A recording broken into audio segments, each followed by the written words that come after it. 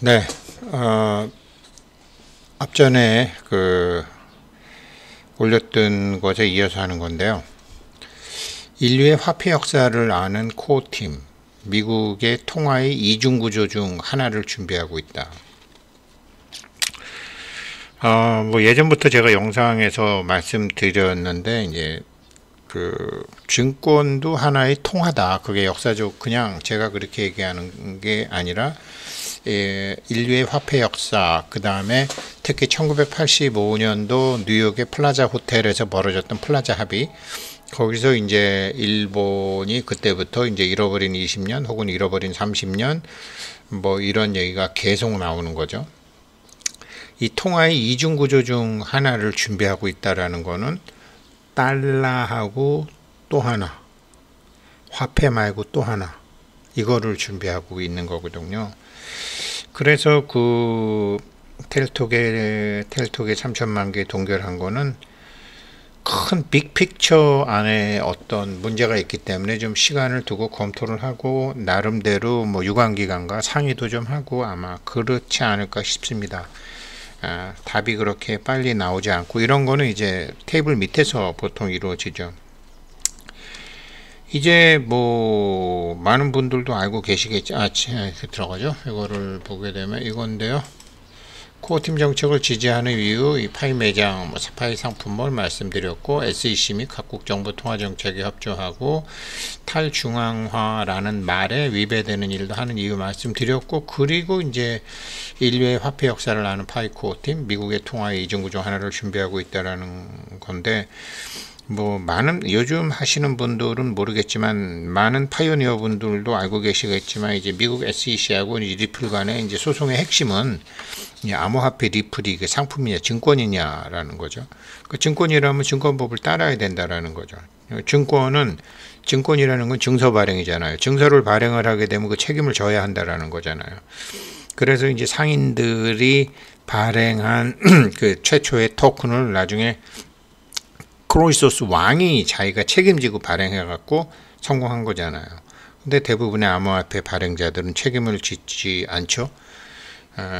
뭐 상품이지만 저 네덜란드 튤립 파동 투기역사와 똑같죠. 뭐 튤립 하나가 뭐 1,000원 하던 게 뭐 500만 원, 1,000만 원 가다가 나중에 저거 왜 사는데 그런 인간의 광기가 끝났을 때 휴지 조각이 돼버리는 거죠.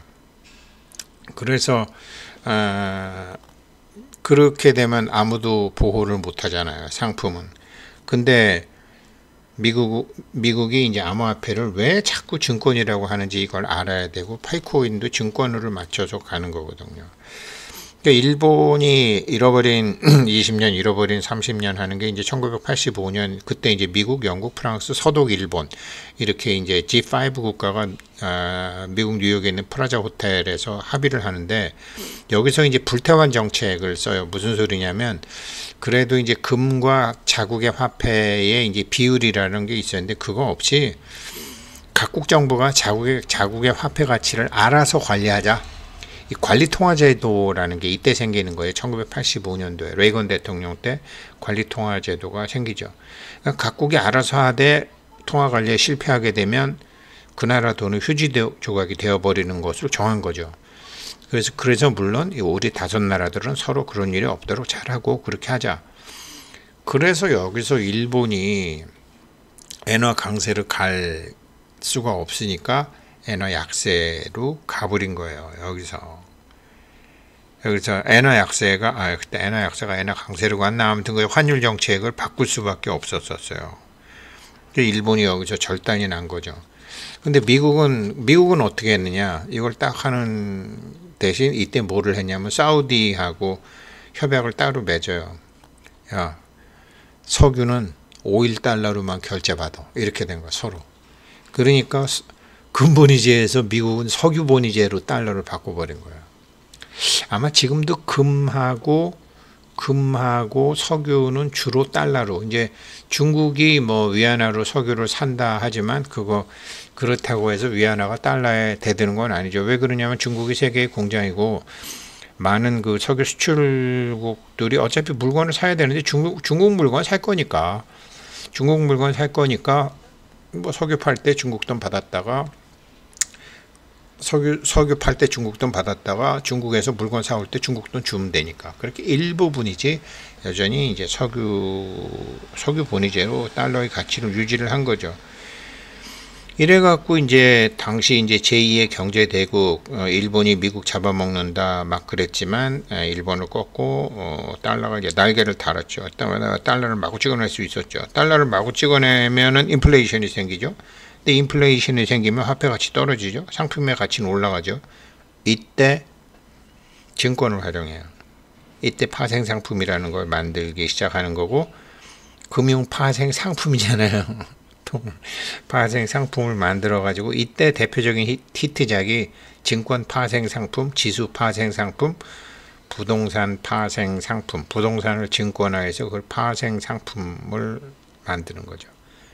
그러니까 푸른 돈이 글로 가는 거죠. 푸른 돈이 월가에서 도는 거죠. 여기서 이제 돈이 돈을 벌고 부익부 빈익빈이 심화되는 게 1985년도 프라자 합의서부터 시작이 됩니다. 근데 뭐 뭐든지 그렇게 오래 안 가잖아요. 그래서 그렇게 해서 한 10년 가다가 보니까 달러가 다시 약세가 됐어. 달러가 다시 약세가 되고 이제 소련도 막 무너지고 하니까 그때 그래서 레이건 대통령 무너지고 난 다음에 아버지 부시 대통령이 이어서 대통령이 되잖아요. 소련 멸망시킨 크다란 물론 레이건 때 부통령으로 애도 썼고 다 했지만 그래가지고 소련이 붕괴되고 이제 이런 경제에 불을 이뤘는데 달러가 약세가 되니까 이게 미국 시민들이 이게 뭐 물건 값이 올라가게 되잖아요. 그래서 이제 좀 뭐 클린턴 대통령 같이 이제 악한 소주라고 뭐 별 인기도 없고 그때는 부인이 훨씬 더 그랬는데 문제는 경제야 이러면서 이제 그 경제를 자기가 살리겠다고 하면서 대통령이 되죠. 젊고 뭐 트럼펫도 잘 불고 뭐 저저쪽 잘생기고 마누라도 아주 뭐 미국 100대 변호사에 드는 짱짱한 여자였고 그래갖고 그렇게 뭐 그렇게 됐죠. 그런데 빅머니하고 손잡았죠. 우리 김대중 대통령 취임식 때 또 왔던 소모즈하고 손을 잡은 거죠. 월가하고 손을 잡은 거죠. 그러면서 소모즈가 야 변동환율제로 바꿔. 변동환율제로 바꾼 다음에 IT 기술로 하게 되면은 각국이 환율 조작하는지 안 하는지 다 관찰할 수 있어. 이래갖고서 IT 기술과 변동환율제로 바꿔서 미국을 금융대국을 만들겠다고 그러죠. 이때 이제 한국을 비롯한 대부분의 나라들은 제가 직장 처음 제가 직장에 취직한 85년도만 해도 달러가 1달러가 600원, 700원이었나? 그랬었어요. 그래서 뭐 600만 불의 사나이 그래봐야 돈으로 한 30억 정도밖에 안 되는 그런 한국 돈으로 그런 시절이었죠. 근데 이게 변동환율제로 딱 고정환율제로 하다가 변동환율제로 딱 바뀌니까 거기다가 IT 기술도 생기고 하니까 미국이 거기다가 이제 국채금리를 높여버리죠. 자기네들이 국채금리를 콱 높여보니까 미국 채권이 이자를 많이 주거든. 그러니까 전 세계 돈이 글로 콱 들어갔네. 그러니까 뭐 한국 같은데 해봐야 그러면서 한국, 태국, 인도네시아 신흥국에 들어갔던 돈을 다 회수하기 시작했죠. 일본도 마찬가지죠. 일본이 1995년도 1달러 79엔이었는데 우리가 IMF 외환위기 당했던 97, 98년도에 거진 뭐 2배 가까이 돼서 1달러 147엔으로 폭락을 해보죠. 그러니까 원화도 한 600원, 700원 하다가 막 1200원, 1300원, 1500원대가 돼버리는 거죠. 요 때가 그렇게 되는 거죠. 제가 증권회사에 있을 때. 결국 변동환율로 인해서 이렇게 단기 채무를 막 빌려갖고 뭐를 하던 한국은 작살난 거죠. 일본은 땅속에 숨겨둔 돈이 많지만 한국은 땅속에 숨겨둔 돈도 없었고 금융신명제 해가지고 탈탈 털려가지고 그래서 나라는 파산을 해버린 거죠. 그래서 한국, 태국, 인도네시아 이렇게 된 거죠. 그런데 이렇게 이제 변동환율이 딱 되고 나니까 세계 경제 2위인 일본이 탈탈 털리네 저거. 이거를 지켜보던 사람들이 유럽 사람들이었죠. 그래갖고 야 우리도 빨리 준비해야 되겠다. 그래갖고 2002년도에 유로화를 만들기 시작하는 거죠. 근데 이 유로화를 만들었을 때도 미국이 유로화도 박살내려고 그 픽스 돼지죠. 그 포르투갈, 이태리, 포르투갈의 P, 이태리 I, 그리스의 G, 스페인의 S, 이 남부 유럽에 이렇게 탱자탱자하고 이렇게 관광하고 이렇게 먹고 즐겁게 사는 나라들을 여기 다 그때 망할 뻔했죠. 그랬는데 유럽이 똘똘 뭉쳐가지고 이거를 유로화를 잘 했죠. 그렇지만 유로화와 그 달러화의 가치를 처음에는 파운드처럼 달러보다 높게 가져가려고 그러다가 계속 낮아져도 지금은 뭐 별 차이가 없는 상태로 미국도 이제 뭐 유럽은 또 자기네의 그 고향이기도 하고 파트너이기도 하고 그러니까 그냥 적당한 선에서 마무리를 했죠. 뭐 그때는 독일의 마르크화가 있었고 스페인 프랑화가 있었고 다 영국은 파운드화가 있었는데 유로를 할 때 영국은 내가 유럽연합에는 가입하는데 지금은 탈퇴했지만 유럽연합에는 가입하는데 나 화폐는 못해. 한때 전 세계로 호령하던 파운드화를 없애버리고 유로화로 갈 수 없어 그래갖고 영국은 파운드화를 통합을 안 했죠. 파운드의 가치를 지켰죠. 그래서 지금도 뭐 전 세계 런던 금융시장은 파운드화를 중심으로 이 화폐 발행권에 이 화폐 발행권이 얼마나 힘을 갖고 있는지를 영국은 알잖아요. 전 세계 영연방 국가가 한 60개나 되고 그래서 파운드는 딱 지켰죠. 이 화폐 발행의 권리의 맛을 아는 사람들. 그런데 이렇게 강력한 달러 강력한 거를 한 방에 부셔버린 게 2008년도 리먼 브라더스 때거든요. 미국이 이렇게 돈을 막 찍어내면서도 그 돈이 이런 지금 파이코인이 하고자 하는 230개국 이런데 전 세계로 가는 게 아니라 이게 자기네 나라에서 만든 월가의 돈이 다시 모이게 하는 이런 거를 이제 계획했는데 그게 빵 터진 거죠. 그런데 다시 한번 여기서 이제 비트코인 얘기를 하자면 그때 당시에 IMF 평가에 의하면 2008년도 리먼 브라더스 사태 때 미국의 금융가에서 날아가고 정부에서 꼬라박은 돈이 4조 달러였대요. 근데 지금 비트코인 시가총액이 비트코인 시가총액이 한 1.5조 달러 정도 돼요. 그러니까 야 이거 봐라. 이게 전 세계가 난리 날 정도로 해서 4조 달러를 돈을 찍어 갖고 죽어라고 메꿨는데 이름도 정체도 알 수 없는 놈이 이상한 화폐를 만들어서 우리의 소나기를 벗어나서 탈중하라고 그러고 1조 7조 달러를 해? 저게 지금 한국 돈으로 1억인데 2억 정도 가게 되면은 3억 정도 가게 되면은 이거 우리가 죽어라고 돈 풀어갖고 두들겨 막았던 리먼 브라더스 사태 돈보다 많아지네. 물론 금액이 다르죠. 뭐 파이코인 이렇게 쉽게 생각하면요. 이때 당시에 이 2008년도에 4조 달러를 지금으로 보게 되면 그 이후에도 돈을 막 찍어냈기 때문에 그때 당시에 4조 달러를 지금의 한 20조 달러, 한 5배 정도로 본다고 쳐봐요. 10조 달러 정도 되겠군요. 10조 달러 정도 되면 무슨 소리인 줄 아세요? 파이코인 하나가 100불이라는 거예요. 1000억 개잖아요. 그럼 10개면은 1조 달러잖아요. 10불이면 1조 달러잖아요. 100불이면 10조 달러잖아요. 파이코인이 1000억 개가 뭐 다 되는 건 아니지만 최소한 파이코인이 기준가로 100불 정도 되고 1000억 개가 다 발행이 됐을 때 미국 통화의 이중 구조를 버틸 수 있는 거예요. 그러니까 미국 정부 입장에서는 또 하나의 증권이지 암호화폐가. 무슨 소리? 이렇게 저는 해석을 해요. 이렇게 해야지만 이 암호화폐가 또 다른 달러를 찍어내더라도 또 다른 엔화를 찍어내도 또 다른 유로화를 찍어내도 그거를 흡수할 수 있는 또 하나의 그 무엇이 돼 주어야지만 되는 거거든요.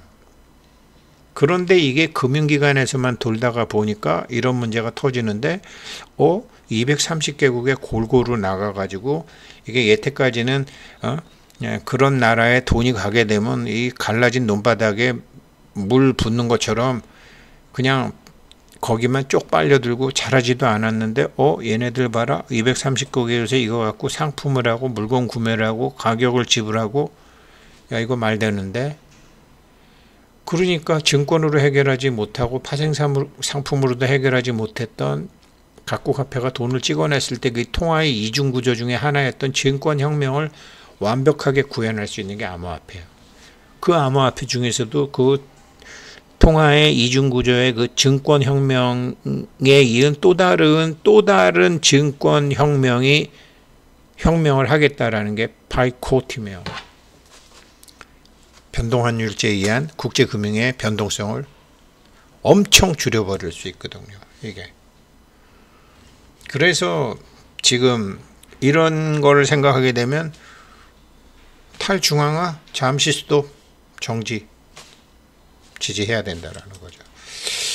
그리고 이 파이코인은 그렇기 때문에 파이코인은 이제 개인만이 채굴을 할 수 있게 하죠. 법인도 안 되고 봇도 안 되고 KYC 살벌하게 하죠. 미국은 암호화폐의 화폐라는 말을 공식적으로 쓰지 않아요. 가상화폐라는 말을 쓰죠. 그러니까 파이도 파이토큰이라는 말 쓰지 파이코인이라는 말 안 써요. 그러니까 이게 어떤 권력자와 이 화폐의 역사의 심리를 파이코 팀은 잘 알고 있는 거죠. 그래서 파이네트워크도 파이토큰이라고 그러지 파이코인이란 말 잘 안 써요. 왜냐하면 이 화폐, 돈이라는 건 돈 그 자체의 힘도 있어야 되지만 돈의 시스템이 있어야 되는 거거든. 돈의 시스템이 다른 코인은 그냥 사고 팔고 하는 코인 거래소에서만 쓰이는데 지금 돈의 시스템이 되려면 이게 생태계가 있어야 되거든요. 그러니까 인터넷 단말기를 오고 가는 이 가상화폐에는 돈의 공공성이 없어요. 뭐가 잘못됐을 때 이게 뭐가 책임을 지거나 문제를 해결하거나 할 수 있는 게 없어요. 화폐로 인정받으려면 화폐 발행권을 쥔 사람들을 어떻게 할 것이냐거든요. 화폐 발행권을 쥔 사람들이 채굴자들이란 말이에요. 파이오니어란 말이에요. 근데 화폐 발행권을 쥔 사람들이 이게 믿을 만한 사람이 채굴한 화폐냐 라고 물었을 때 예 그렇습니다 라고 말할 수 있는 거는 파이코인밖에 없어요. 이렇게 나가는데 어떤 뭐 돈 많은 사람이 낙가모를 동원해 가지고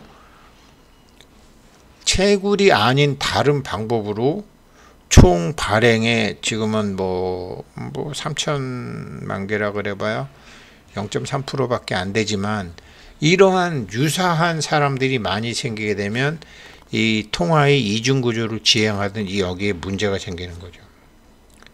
그래서 가짜 봇도 안 되고 세금을 그냥 낸 적도 없고 언제든지 없어질 수도 있는 법인도 안 되고 이게 통화 발행권의 주체가 될 수 있는 사람은 반드시 숨쉬고 살아있는 사람이어야 한다라는 거죠.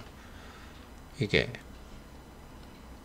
안 그러면 그 나라 정부든지 이렇게 되는 거죠. 그래서 파이코 팀이 KYC에 이렇게 집착하는 거죠. 그래서 이게 파이코인이 화폐 역사를 보게 되면 지금 이렇게 이렇게 해야지만 화폐로서 성공한다라는 걸 정확히 알고 있는 것 같아요. 그래서 파이코 팀 정책 저는 뭐 제가 이 사람들만큼 깊이 알지 못하지만 그래도 그렇기 때문에 방향은 맞다 이렇게 보는 거죠. 감사합니다.